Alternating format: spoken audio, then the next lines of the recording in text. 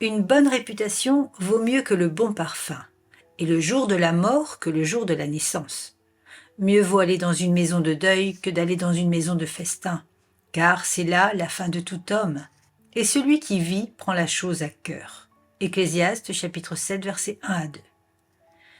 Que retenir de ces versets contraires à la pensée du monde? Simplement le fait que ce sont les épreuves et l'adversité qui nous apprennent la vie, alors que les honneurs et les plaisirs n'ont aucune valeur. Le monde, dans sa culture de l'ego, nous a formés à être centrés sur nous-mêmes et à recevoir pour combler notre moi. Un homme a dit « Lorsque tu donnes et que tu partages, tu transmets la richesse, mais lorsque tu gardes et ne partages rien, alors tu produis la plus grande des pauvretés. » Le deuil nous apprend l'importance de la vie, alors que la fête et le festin embradent sa vraie richesse. De fait, la mort mesure le prix de la vie et glorifie son Créateur. Si nous ne recherchons pas les épreuves, ce qui va de soi, elles ne nous oublieront pas, car elles sont pour certaines la volonté de Dieu, afin que nous saisissions le prix inestimable de la vie. Dans 1 Corinthiens chapitre 4 verset 7, il est écrit « Car qui est-ce qui te distingue? Qu'as-tu que tu n'aies reçu? Et si tu l'as reçu, pourquoi te glorifies-tu comme si tu ne l'avais pas reçu ?»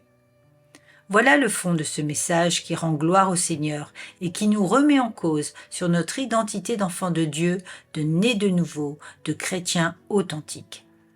Beaucoup pensent qu'une vie de chrétien est un long fleuve tranquille qui se nourrit de l'amour de Jésus afin de vivre mieux. Mais ce n'est pas cette vie qui caractérise les chrétiens. Jésus, ne l'oublions pas, est venu mourir sur la croix pour une raison essentielle, celle de payer notre dette par rapport au péché. Mais cela a pour conséquence d'être participant à notre parcours de sanctification avec des épreuves qui nous forment. Il est alors parlé de bonne réputation, qui vaut mieux qu'un bon parfum. Cette réputation est le témoignage que nous allons développer tout au long de notre vie ici-bas.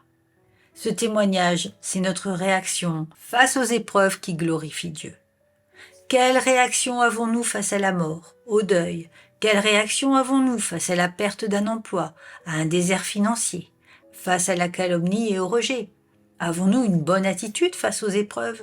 Pensons-nous toujours que c'est le fait du diable? Pensons-nous que Dieu permet que nous soyons parfois dans le déclin pour que l'on grandisse dans notre purification pour sa gloire? L'amour que nous recevons à la nouvelle naissance, c'est l'amour pour Jésus et notre volonté de le glorifier en toutes choses.